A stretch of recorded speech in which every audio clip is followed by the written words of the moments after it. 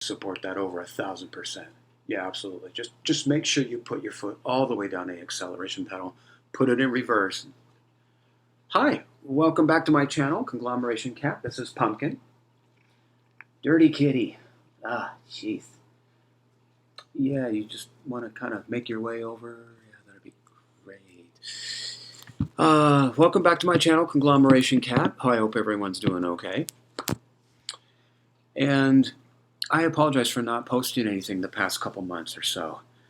I got a surgery October 26th due to a thing that they call a fistula. And anybody that knows about diverticulitis or has diverticulitis as a digestive disease knows very well what this entails. I won't go through all the definitions and the glossary of things that, explain this. I'll let you guys go online and do the homework. But for the past 8 months, it's been a struggle for me because I couldn't figure out why I was going through these issues and it wasn't going away on its own.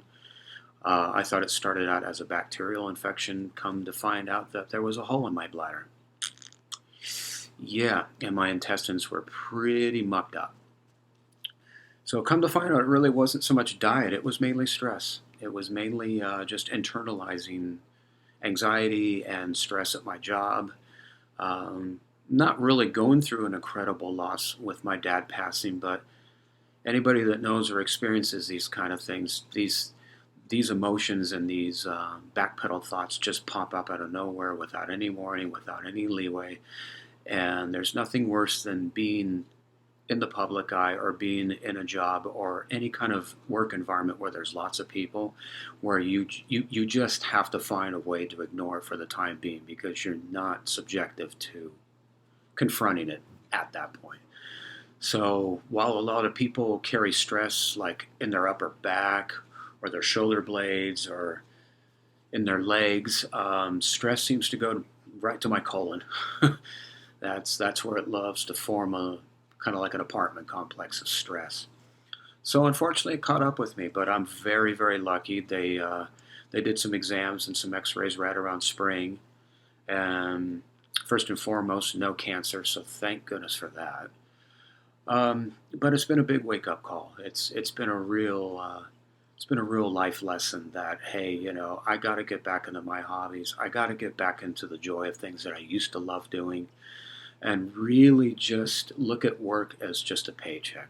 It used to be where I was brought up around a family that you put in over 1,000% in your job and you moved up and you got promoted and you went up the ladder of drinking Kool-Aid, as they say, and I just don't have the ambition to do that kind of lifestyle. It's not worth it to me. I still put in over 1,000% with all of my customers. I still put in the validation and the time and energy that makes a job worthwhile. But to be able to go against the grain and be something I'm not, or to join a club that I think is artificial and really is not benefiting anything in the end, is pretty life-threatening to your body if you don't watch out. And my thing is that if you're not happy where you are, it doesn't matter what you do, a job, marriage, any commitment that you sign up for, if you're not happy, get out. Figure it out. Talk to the right people. Hang out with the right people. Hang out with good friends, good family if you still have family in your life. Even if it's not immediate family, if it's friends' family, or if it's anybody that's connected, even if it's one or two people that you know that will never sit you down and confront you or judge you or put you on a path that's going to be destructive, hang on to that. That's vitally important because that's going to set you where you need to be, along with a hell of a lot of patience, a lot of faith if that's what you're into. With me, it's just simple logic. It's, hey, I'm not happy. How am I going to fix this? What am I going to do about it? Give it a good chance because when you do, and if you're married to the right person, you're around the right people, you got the right job, chances are having a crappy day for 1 or 2 times a month, like really crappy day, should be normal. Not every day and not twice a week. That's not a good road to health. So that's my Dr. Phil's advice for this channel. My wife has been insanely patient and extremely supportive throughout this whole 8-month trial of trying to figure this thing out. This is new to both of us. She's had her share of surgery. She's had her share of a lot of medical things down the road. So it's not that that common, for me, it's just something that I'm kind of learning from her about patience and perspective because I don't like uncertainty. I don't like knowing what's going to happen. So she's been a real trooper. She's just been as worried, if not more worried, about what's going on with me, and just trying to show as much support and as much compassion as she can on a daily basis because there wasn't a lot of answers up to that point. So we have a wonderful life together. We have shown the example of patience and cooperation, peace, and just giving each other enough space to process things like this and to come together much stronger in the end.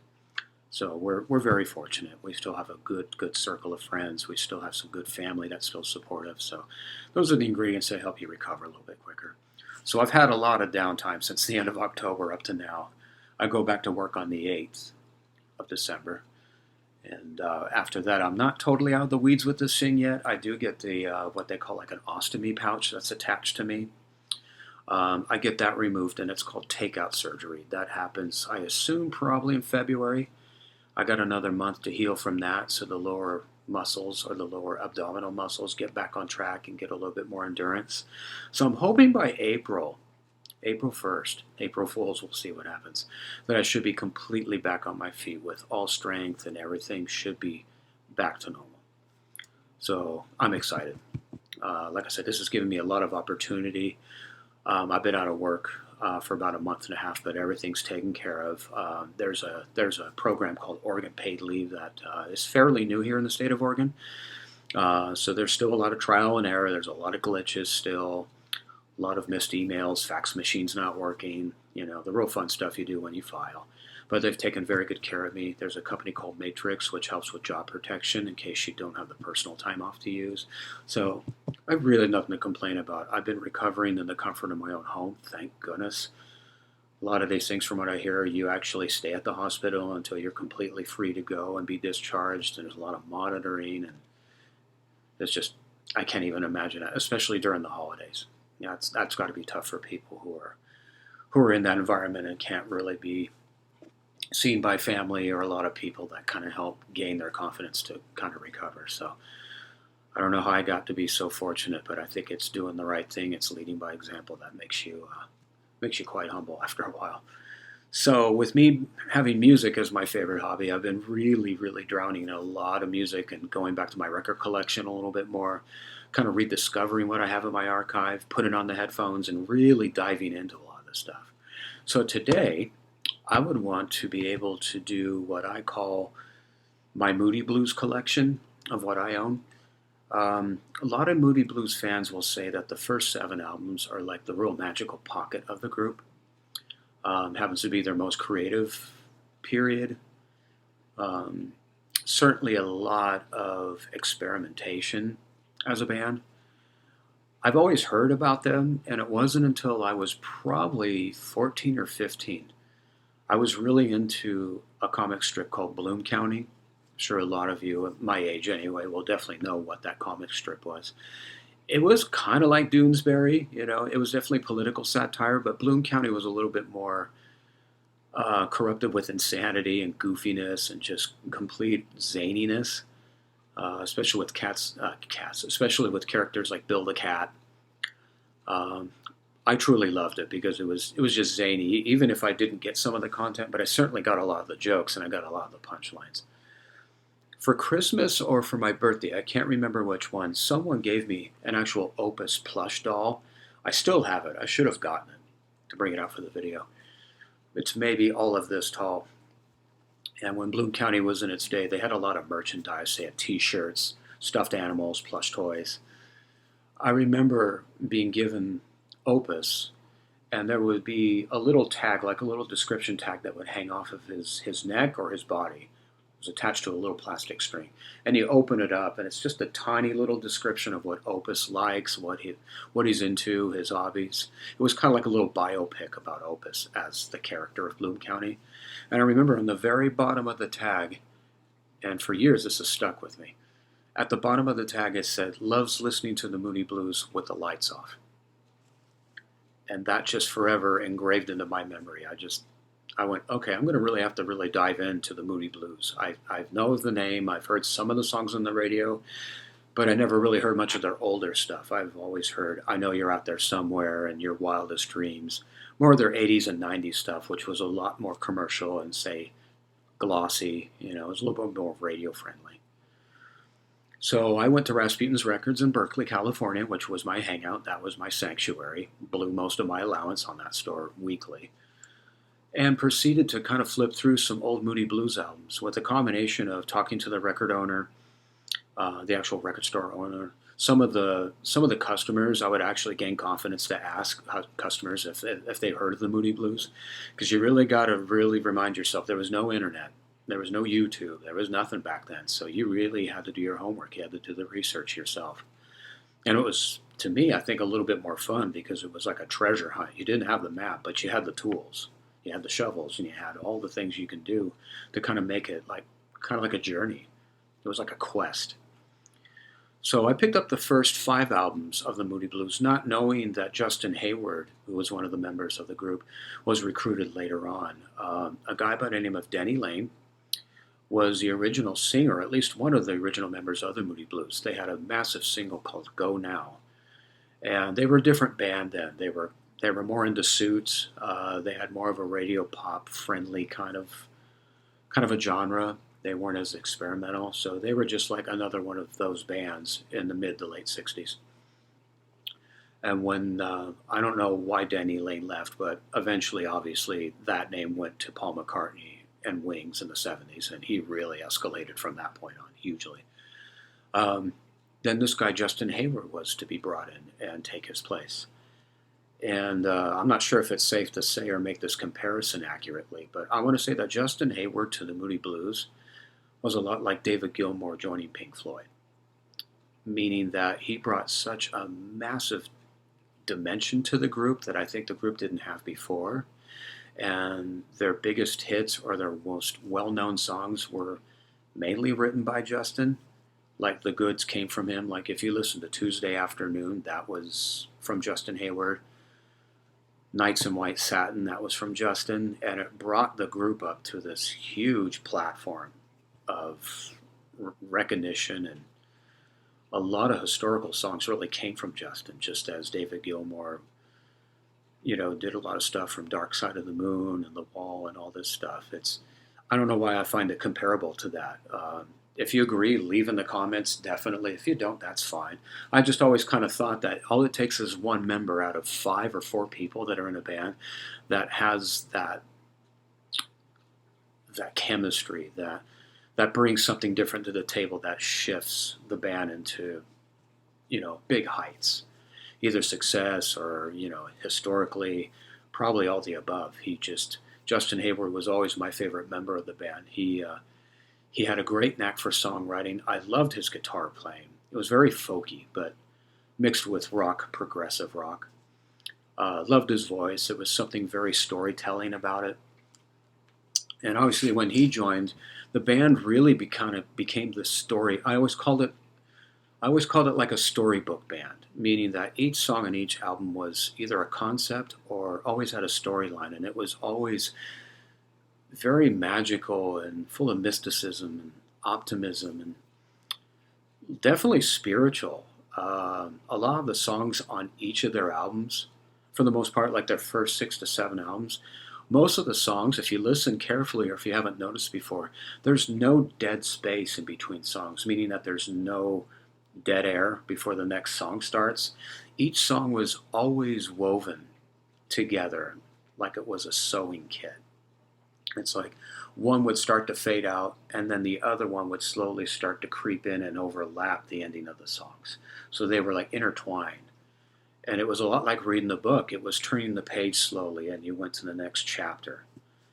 And the illustrations alone on their album covers and their artsy creativity was very, very mysterious. A lot of Merlin kind of bass stuff, magic. It was great. It was.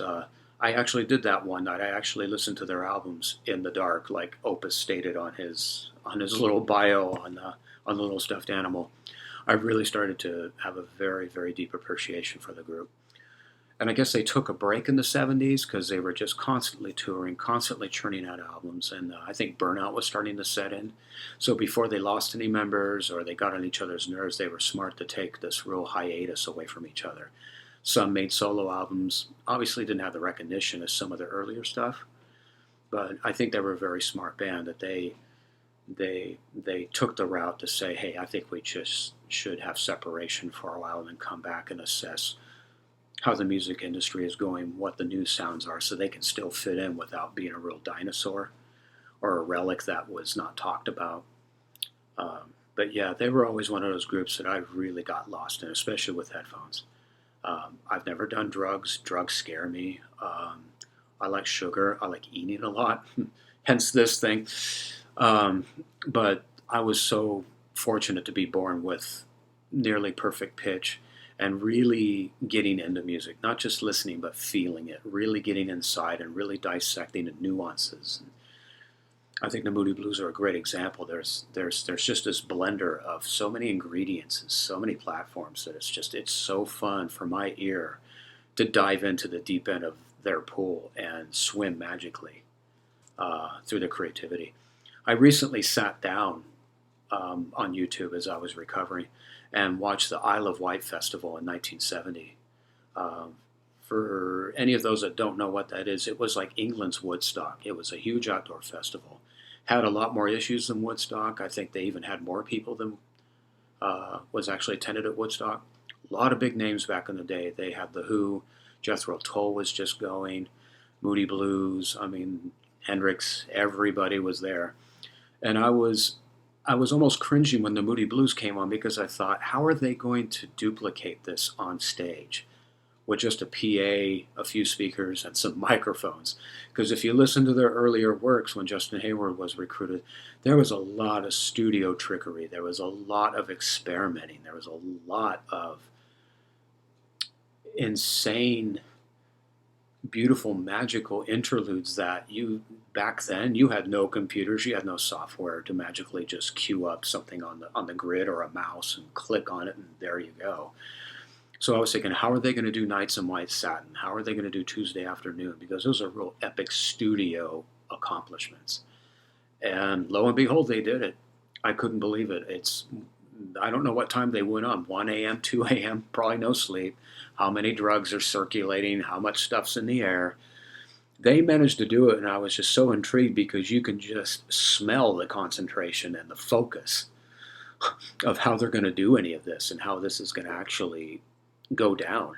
And they did it quite well. There was a couple flub lines. I noticed that the Mellotron was definitely out of tune. It seemed like those things, even if you bump your elbow on a Mellotron, that thing would go out of tune in a heartbeat. You watch Emerson, Lake and Palmer, and you watch Keith Emerson turn it around and flip it on its back like it's a guitar, like Pete Townsend or Jimi Hendrix would do, or Keith Moon.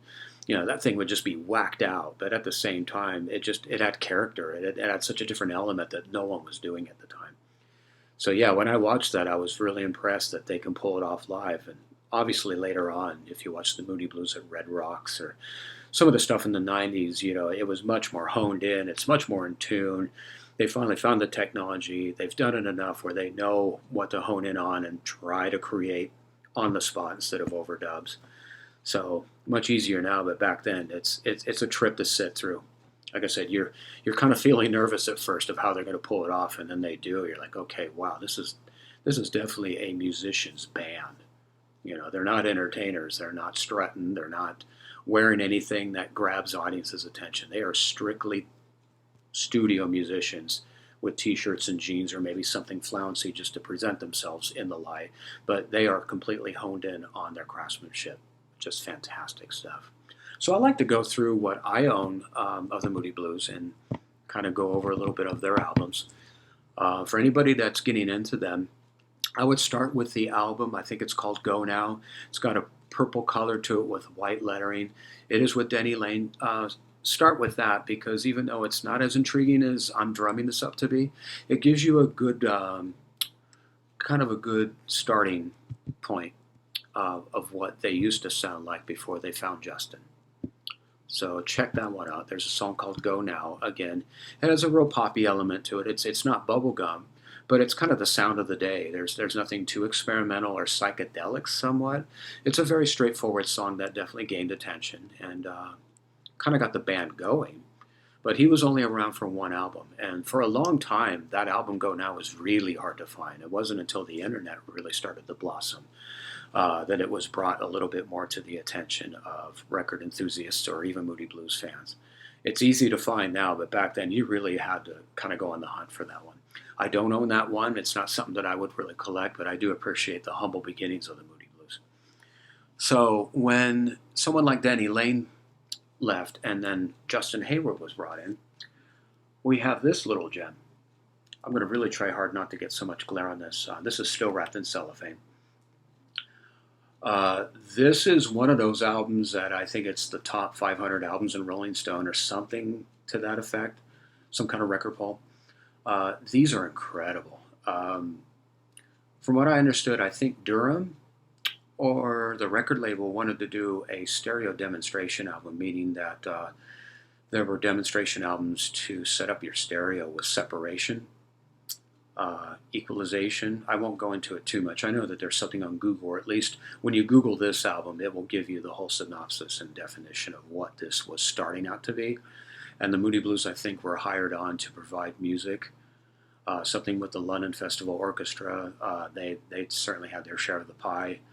But it's an interesting album because it blends rock music to symphony orchestration, which I don't know of any other band that was kind of doing that. I think they were the first ones to kind of accomplish this feat.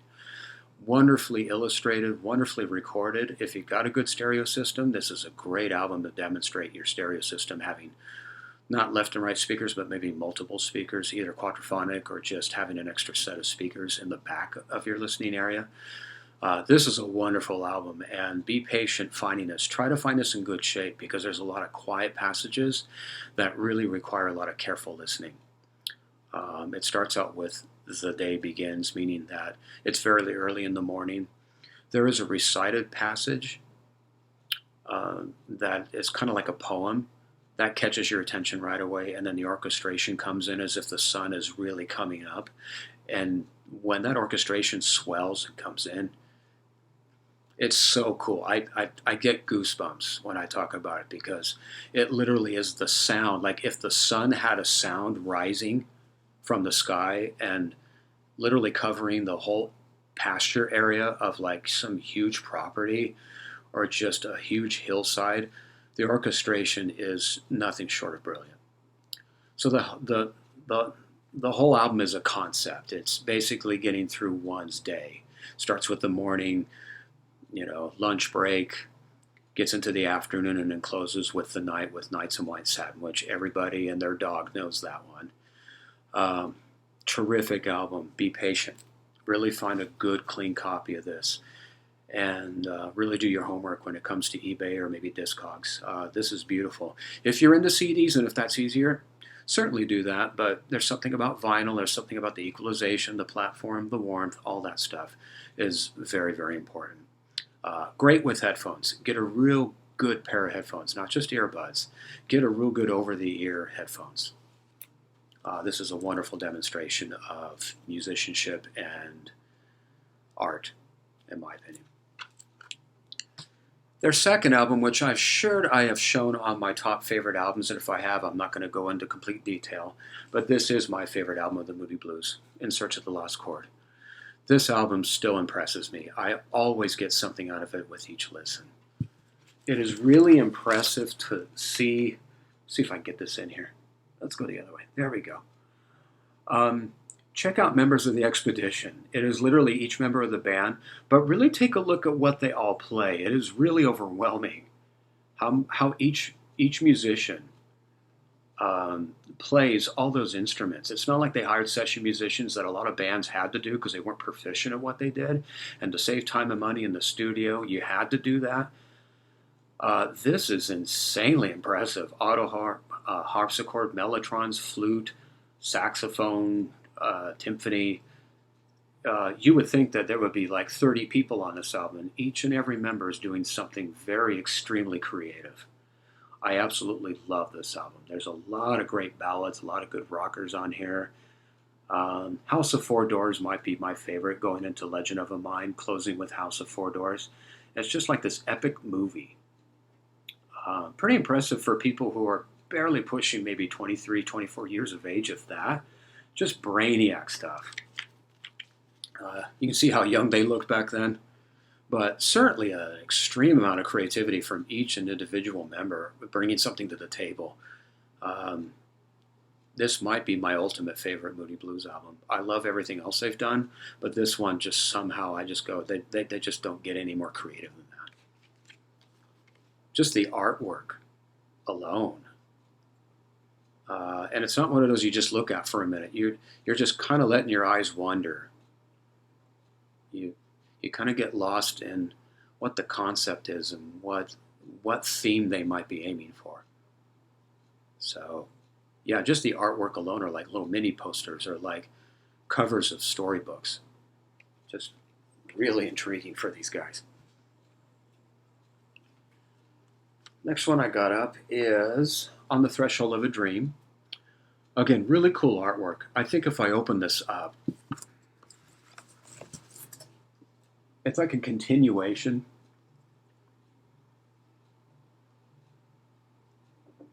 I'm hoping I'm making some justice here. It's really hard with just the iMac kind of covering this. This is a terrific album. This really starts to show Justin Hayward coming into his own, I think, with the group, because he's got a lot of songs on here that I think really kind of define him as a musician.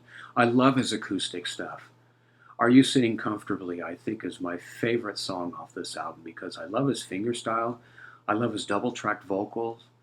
Ray Thomas was the actual flute player. He does a very beautiful passage that complements his guitar but doesn't overshadow it or tends to make it suffocating.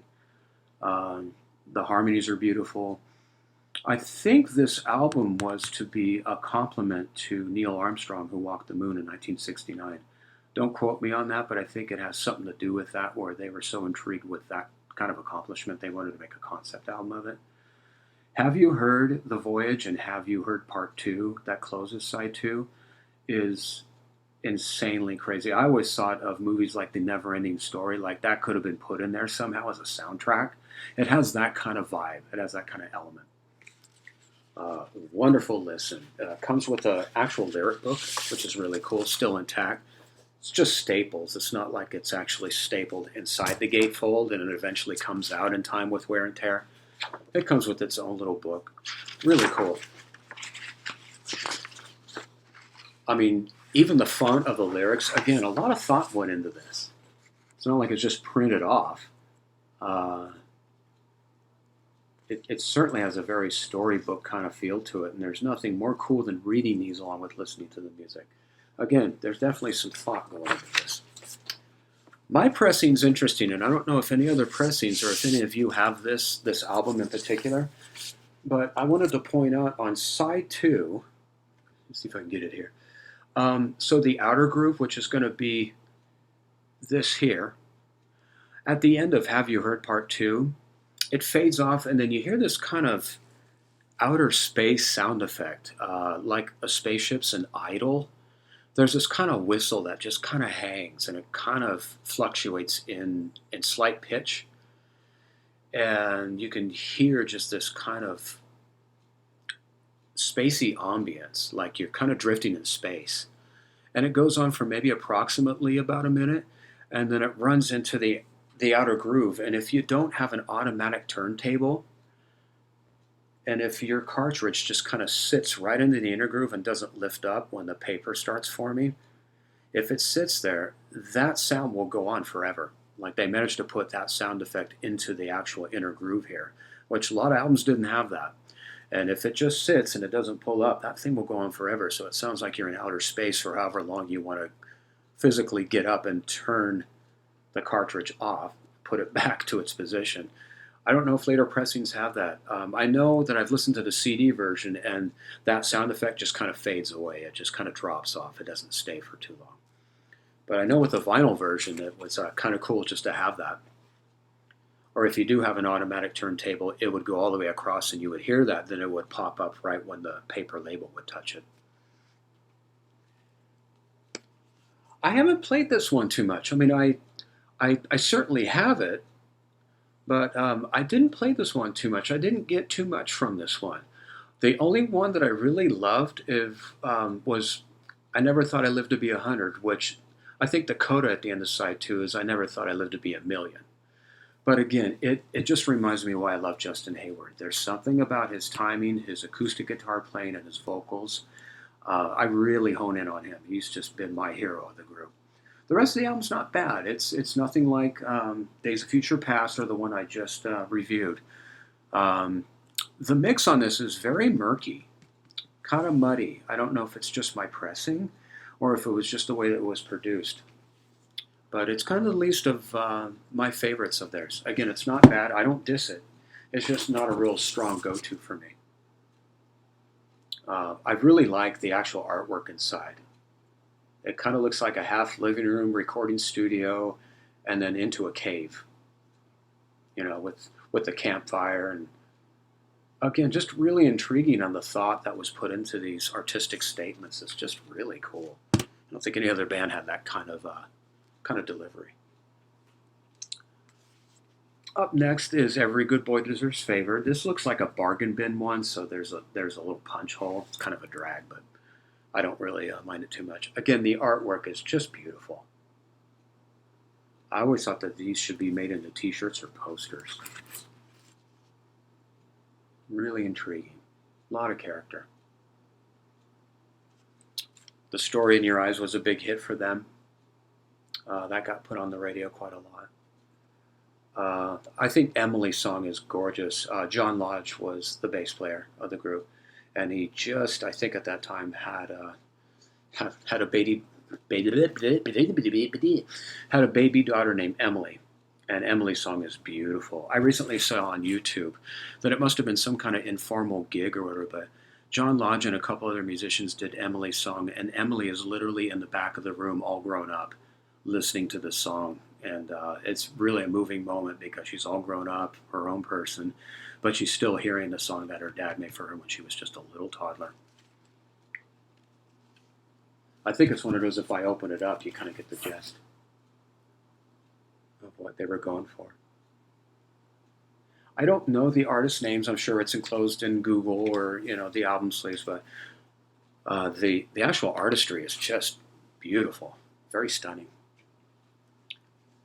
And this is the Moody Blues. It's more like their greatest hits. It's their first compilation album. I think it was the time that the band was on hiatus. I think they took a break. And their first 7 albums, a lot of their hits or a lot of their gems are featured off of each album. So it's a really good compilation. If you don't want to kind of dig each album, this one really kind of gives a pretty good chunk of like their greatest accomplishments.